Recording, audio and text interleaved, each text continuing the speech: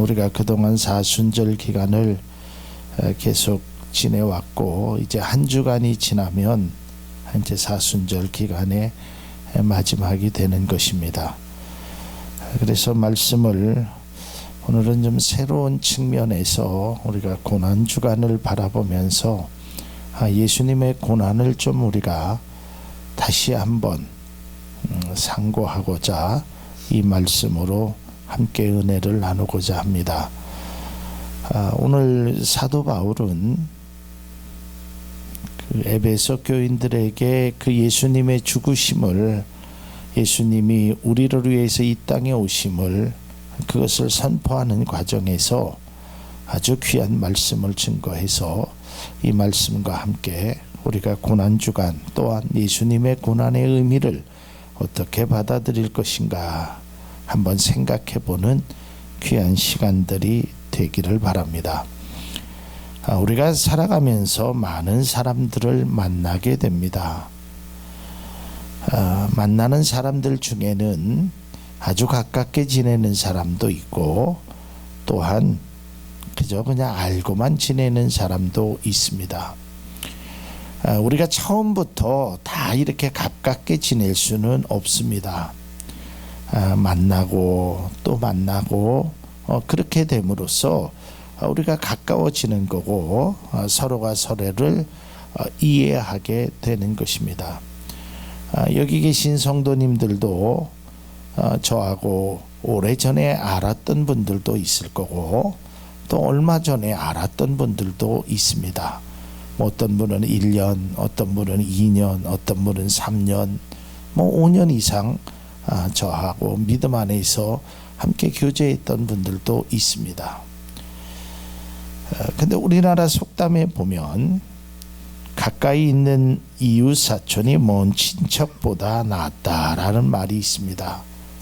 그러니까 우리가 가까이 있는 사람, 이 가까이 있는 사람이라는 표현은 그저 거리상 가깝게 있다라는 의미를 말하는 것이 아닙니다. 관계성이 서로 가까워지는 것을 말하고 있다라는 것을 우리는 잘 알고 있습니다.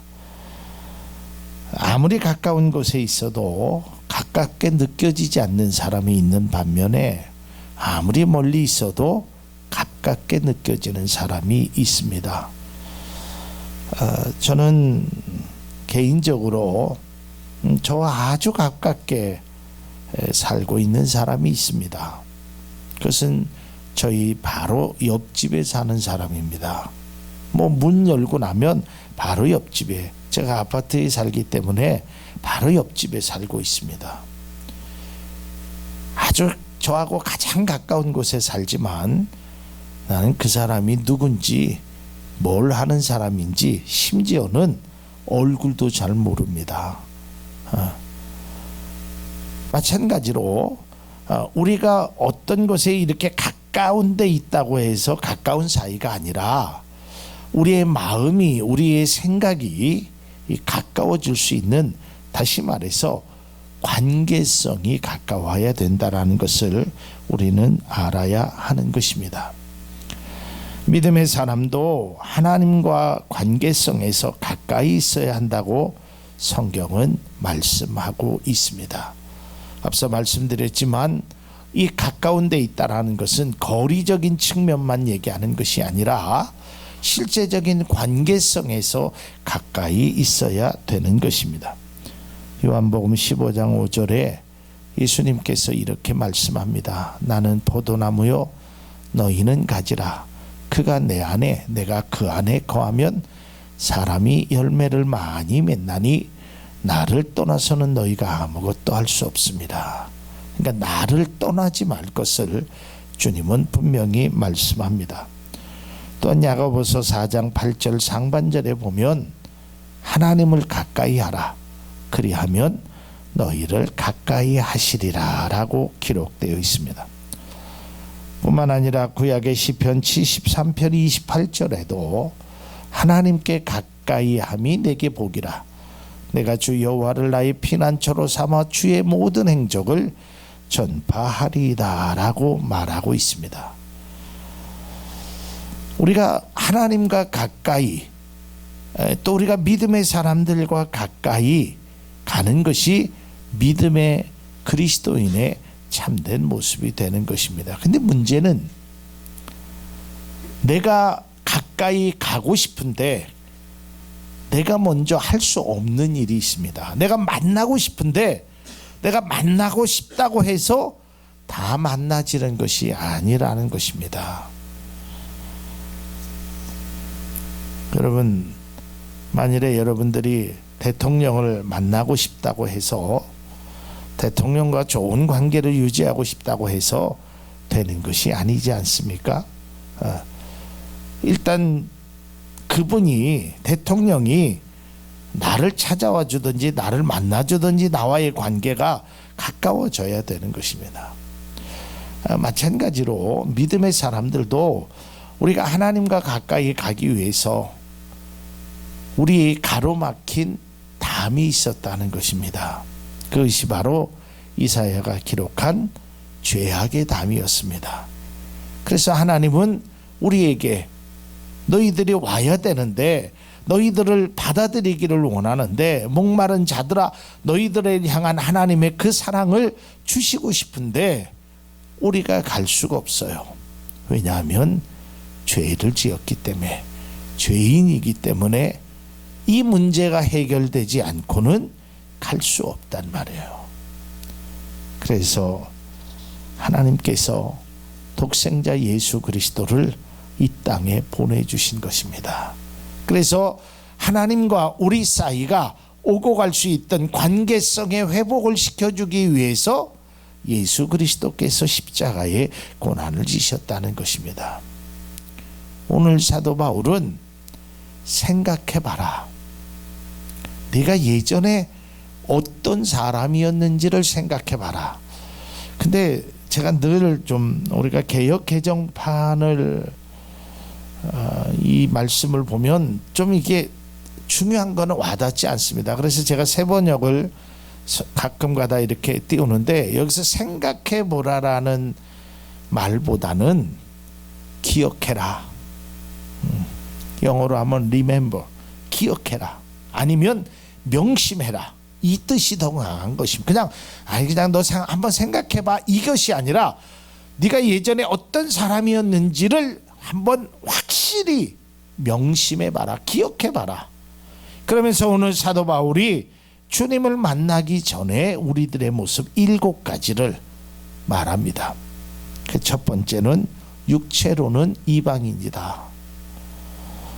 두 번째로는 할례를 받지 않는 사람이다. 그래서 우리는 할례를 받은 사람에게 할례를 받지 못한다는 칭함을 들은 사람이다. 또 우리는 그리스도 밖에 있었던 사람이다. 또한 이스라엘 나라 바깥에 있었던 사람이다. 약속의 언약들에 대해서는 외인이었다. 여섯 번째, 일곱 번째, 세상에 살아가면서 소망이 없는 자이다. 그리고 마지막으로 하나님도 없는 자였다. 네가 이렇게 살았던 것을 명심하라라는 것입니다. 기억하라라는 것입니다. 여러분, 보통 우리도 마찬가지입니다. 어떤 말을 할 때 이 명령어가 먼저 나오는 것은 굉장히 중요한 점을 강조하는 것입니다. 그러니까 예를 들어서 어떤 얘기를 쭉쭉쭉쭉 하다가 너희가 이것을 생각해라, 이것과 가장 먼저 네가 생각해라, 기억해라, 이것은 아주 중요할 때 하나님의 말씀을 행할 때 이것이 있다라는 것입니다. 이게 문법적으로도 그렇습니다.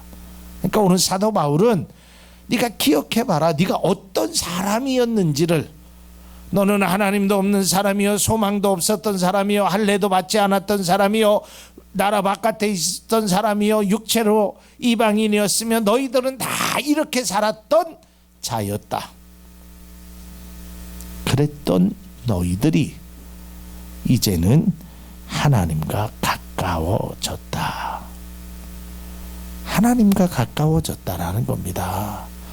하나님이 없는 자였고 소망도 없는 자였고 다 바깥에 있었던 사람인데 너희들은 하나님과 가까이 있었다. 이것이 바로 은혜요. 이것이 바로 십자가의 사랑인 것입니다. 주님께서 십자가를 지심으로 우리가 하나님께로 나아갈 수 있었던 것입니다. 그래서 사도 바울은 에베소 교인들을 향해서 너희가 지금의 모습처럼 하나님과 가까이 있게 된 것은 바로 십자가의 은혜라는 것입니다. 이거를 꼭 기억하라라는 것입니다. 네가 예전에 어떤 모습이었고 어떠한 삶을 살았는데 네가 지금 하나님의 백성이 된 그것을 명심할 것을 말하고 있다라는 것입니다. 여러분, 명심이라는 말의 그 뜻이 무엇입니까? 잊지 않도록 마음에 깊이 새겨두라라는 것입니다. 그렇지, 내가 하나님의 은혜로 구원을 받았지. 예수님의 그 십자가의 은혜로 내가 지금 이 자리에 있지. 명심하라라는 것입니다. 그래서 저는 오늘 말씀의 제목을 생각해보라, 명심해라. 그러면 사도 바울이 뭘 말하고 싶은 것일까? 에베소서를 근거로 또한 예수님의 그 십자가의 고난을 한번 우리가 다시 한번 바라보면서 과연 우리가 명심해야 될 것이 무엇인가? 두 가지만 함께 은혜로 나누고자 합니다. 첫 번째로는 십자가로 화해하게 하심을 명심하라라는 것입니다. 예수 그리스도께서 십자가를 지심은 우리의 죄를 대속하기 위함만이 아니라 오늘 성경에 보니까 화해하게 하심이라는 거예요. 오늘 성경은 화목이라고 나왔는데 제가 화해라고 한 건 제가 좀 이따 말씀드리겠습니다. 자, 화해하게 하는데 오늘 두 가지를 얘기합니다. 그 첫 번째로는 이방인과 유대인들이 화해할 것을 이야기합니다. 그리고 두 번째로는 하나님과 너희들이 화해할 것을 말하고 있다라는 것입니다. 로마서 5장 10절에 보면 곧 우리가 원수 되었을 때 그의 아들의 죽으심으로 말미암아 하나님과 화목하게 되었은즉 그랬습니다. 또 에베소서 2장 16절에도 또 십자가로 이 둘을 한 몸으로 하나님과 화목하게 하려 하심이라 라고 말하고 있습니다. 그러니까 예수님께서 이 십자가를 지심은 둘을 하나로 되게 하셨다는 겁니다. 친히 모퉁이의 돌이 되셔서 유대인들과 이방인들이 원수로 살았던 사람들이 하나가 되게 하고 또 하나님과 죄인으로서 주님을 만날 수 없는 우리들에게 하나님과 화목하게 하는 그 일을 위해서 십자가를 지셨다는 것입니다. 우리가 잘 아는 대로 고린도후서 5장 17절에서 18절 보면 그런즉 누구든지 그리스도 안에 있으면 새로운 피조물이라 이전 것은 지나갔으니 보라 새 것이 되었도다. 여기서 끝나는 것이 아닙니다. 사실은 5장 17절을 우리가 많이 암송합니다. 그런즉 누구든지 그리스도 안에 있으면 새로운 피조물이라 이전 것은 지나갔으니 보라 새 것. 이것보다 더 중요한 것이 18절입니다. 모든 것이 누구에게서 났다고요? 하나님에게서. 그가 그리스도로 말미암아 우리를 자기와 뭐하게 하시려고? 화목하게 하시려고. 또 우리에게 뭘 주셨다? 화목하게 하는 직분을. 이게 예수님께서 십자가에 지신 근원적인 모습이에요. 나는 그냥 피조물이 되었다. 이것만 느끼는 것이 아니라 5장 18절의 말씀이 더더욱 우리에게 필요하고 중요한 말씀이라는 것입니다. 자, 그러면 왜 제가 이 화목이라는 말 대신에 화해라는 말을 썼을까? 이것도 사실은 원어적인 의미에서 보면 화해라는 말이 더 가깝습니다. 여러분, 화해와 화목은 약간의 차이가 있습니다. 이게 뭐냐면 화해는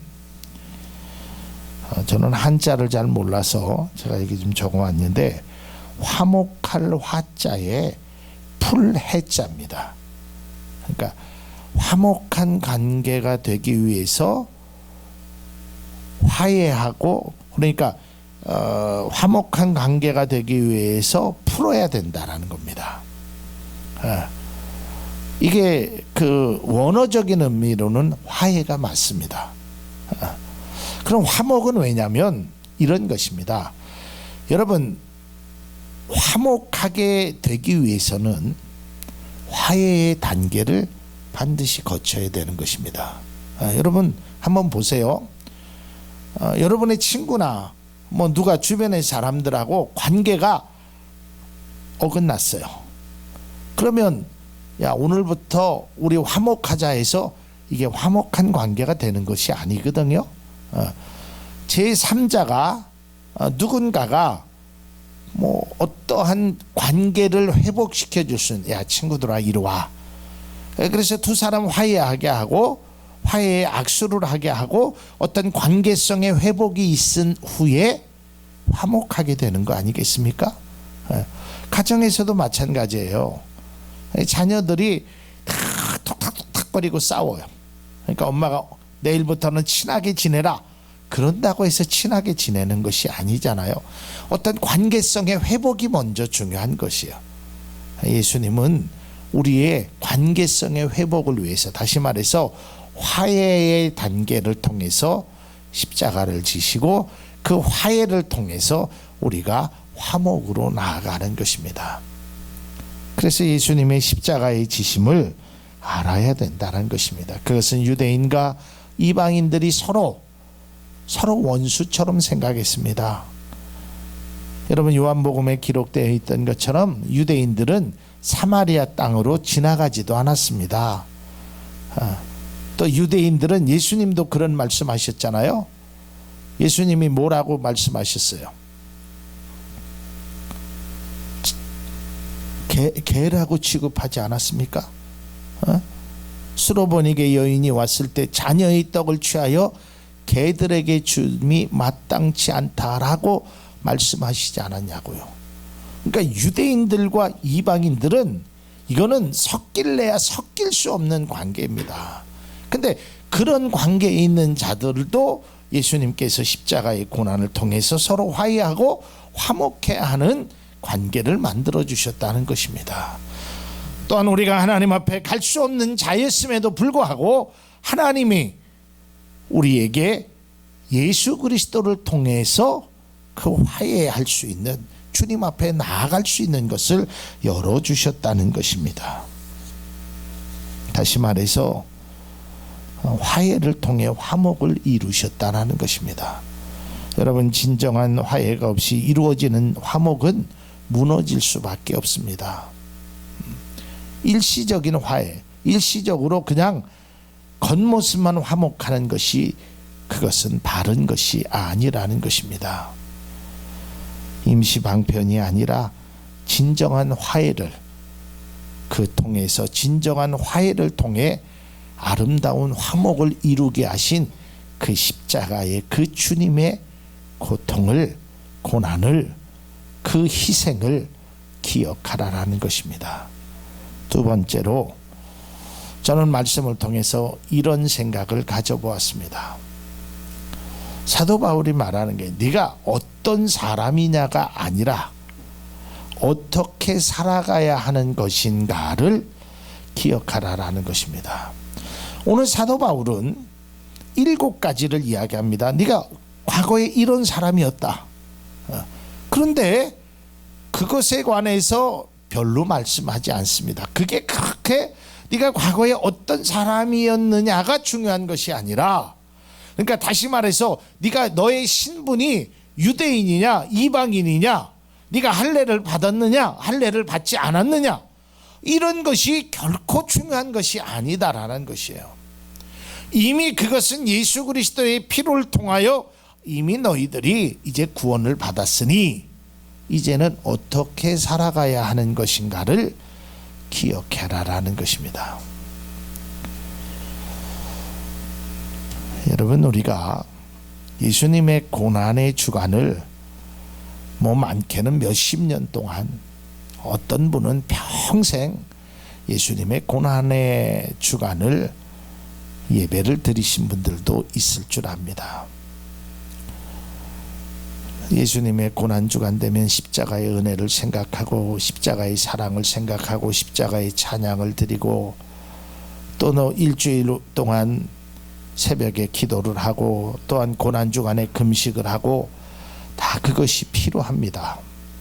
그러나 진정으로 우리가 예수님의 고난을 우리가 기억하고 명심해야 될 것은 그 고난이 과거에만 머물러 있어서는 안 된다는 것입니다. 과거에 나의 죄를 사하시는, 나의 죄를 위하여 십자가를 지신 그 예수님의 그 고난에만 우리가 머물러 있지 않고 그 고난이 왜 우리에게 중요하고 왜 그 고난이 우리의 삶에 어떠한 영향을 줄 수 있느냐가 더더욱이나 중요하다라는 것입니다. 골로새서 2장 14절, 하나님께서는 우리에게 불리한 조문들이 들어있는 빈 문서를 지워버리시고 그것을 십자가에 못 박으셔서 우리 가운데 제거해 버리셨습니다. 제가 오후 예배에 이 말씀을 가지고 설교를 할 것입니다. 하나님께서는 빈 문서, 여기서 빈 문서라는 것은 뭐 돈의 빚을 이야기하는 것이 아니라 우리에게 불리한 문서입니다. 그러니까 옛날로 말하면 노비 문서 같은 거 있죠. 그런 것을 다 없애주셨다는 것입니다. 또한 에베소서 2장 19절에 그러므로 이제부터 너희는 외인도 아니요 나그네도 아니요 오직 성도들과 동일한 시민이요 하나님의 권속, 하나님의 가족이다. 자, 하나님께서 우리의 신분에 노비였던 우리에게 불리한 조항을 다 제거해 버리신 그 이유가 뭘까? 그것은 바로 하나님의 가족으로 살아갈 것을 원하시기 때문이라는 것입니다. 여러분, 이걸 우리가 좀 몸소 알아야 됩니다. 자, 무엇을 알아야 되냐면 우리가 주님의 그 고난, 주님의 그 아픔을 진정으로 우리가 생각한다면 주님의 십자가가 헛되지 않게 믿음의 그리스도인으로 삶을 살아가야 된다는 것입니다. 자, 여러분, 이런 겁니다. 5월 8일 날 되면 나실제 괴로움 다 잊으시고 밤낮으로 애쓰며 힘쓰는 고마워라. 우리 부모님의 은혜, 그 은혜를 생각한다면 우리 엄마 아빠는 6.25 때 우리 엄마 아빠는 그 어려운 시절에 먹지도 못하고 나를 위해서 손과 발이 다 트시고 이마에는 주름이 가득하시고 그래서 세상을 떠나셨어. 그리고 그걸 아는 것이 중요하죠. 근데 거기에서 머물러 있으면 그 어머님의 고생, 어머님의 헌신이 무슨 의미가 있느냐 이 말이에요. 예수님이 나를 위하여 십자가에 엘리 엘리 라마 사막다니 하면서 십자가에서 물 한 방울 피 한 방울 남기지 아니하시고 거기서 다 머리에는 가시관을 쓰시고 창으로 옆구리는 찔리시고 하나님이 어찌하여 나를 버리시나이까 막 절규하면서 그 영상을 보면서 하나님 나를 위해서 죽으셨습니다. 눈물을 흘리고 그 주님을 위해서 나 같은 죄인 살리신 주님 감사합니다. 여기까지가 우리가 행하는 일이 되어서는 안 된다는 겁니다. 고난주간에 물론 우리가 예수님의 고난도 생각해야 되지요. 예수님의 그 고난의 의미를 우리가 알아야죠. 그러나 우리가 예수님이 얼마나 아프셨을까, 얼마나 힘드셨을까, 얼마나 괴로우셨을까, 나도 그런 괴로움에 동참해야지, 나도 그 괴로움을 알아야지, 이게 얼마나 바보스러운 일이냔 말이에요. 부모가 자녀를 위해서 정말 손발이 부르트고 자녀를 위해서 헌신하며 먹을 거 먹지 아니하고 입을 거 입지 않고 자녀들을 위하여 그렇게 헌신한 부모님의 사랑을 나도 우리 부모님처럼 못 살고 못 먹어야지라고 생각한다면 이 부모의 마음이 얼마나 안타깝겠느냐는 말이에요. 그래서 사도 바울은 고린도 교인들을 향하여 이렇게 편지합니다. 고린도전서 1장 17절에 그리스도께서 나를 보내심은 세례 침례를 베풀려 하심이 아니요 오직 복음을 전하게 하려 하심이로되 말의 지혜로 하지 아니하면 그리스도의 십자가가 헛되지 않게 하려 함이라. 히브리서 6장 6절 말씀입니다. 사실 제가 이 말씀으로 설교를 준비하려고 했는데 너무 어렵습니다. 이 히브리서 6장 6절이. 그리고 너무 충격적인 것이기 때문에 제가 이 말씀을 계속 준비하다가 결국은 설교 원고를 쓰지 못했습니다. 6장 6절 보세요. 타락하면 그들을 새롭게 해서 회개에 이르게 할 수 없습니다. 그런 사람이야말로 하나님의 아들을 다시금 십자가에 못 박고 욕되게 하는 것이기 때문입니다. 그런데 여기에 말씀을 보면 7절인가 보면 이런 사람은 구원을 받지 못하는 사람입니다. 굉장히 어려운 말씀입니다. 근데 적어도 뭐 그런 거를 차치해 놓고 우리가 하나님의 아들을 다시금 십자가에 못 박고 욕되게 하는 것은 하지 말아야 된다라는 거예요. 적어도 그리스도인이라면 우리가 예수님의 고난을 진정으로 감사한다면 그 예수님의 은혜의 사랑의 눈물을 흘린다면 눈물로 끝나는 것이 아니란 말이에요. 그저 자신의 부모님이 세상을 떠났을 때 그저 곡하는 것으로 그것으로 장사를 지내는 것으로 1년마다 한 번씩 추모 예배를 드리는 것으로 끝나는 것은 그것은 그의 죽음을 헛되게 하는 것이 될 수 있단 말입니다. 우리가 사순절 기간 이제 마지막 고난주간 한 주간을 깊이 묵상해야 될 내용입니다. 하나님, 내가 하나님의 아들을 욕되게 하는 일만큼은 하지 않게 하옵소서. 하나님의 아들을 다시금 십자가에 못 박게 하는 일만은 하지 않게 하옵소서. 나를 위하여 이 땅에 오신 그 주님의 고난을 내가 다시 한번 바라보면서 우리가 이런 깊은 것을 오늘 사도 바울이 에베소 교인들에게 향하신 생각해봐라, 기억해봐라, 우리에게 무엇을 명심해야 될 것인가를 우리가 다시 한번 깨달을 알 수 있는 은혜가 있기를 바랍니다. 주님의 고난을 생각하면서 눈물이 납니다. 저도 그 영상을 보면 막 몸에서 소름이 끼칩니다. 물론 영화로서 나오는 거지만 그 장면을 보고도 가슴이 뭉클합니다. 그러나 우리가 거기에 눈물만 흘리고 감정적으로 고난을 동화하는 것이 아니라 진정한 주님의 고난이 헛되지 않게 그리스도인으로 삶을 살아가는 것이 주님의 진정한 고난의 의미를 생각하는 것이라고 생각되어집니다. 그래서 에베소서 2장의 결론은 사도 바울이 이렇게 냅니다.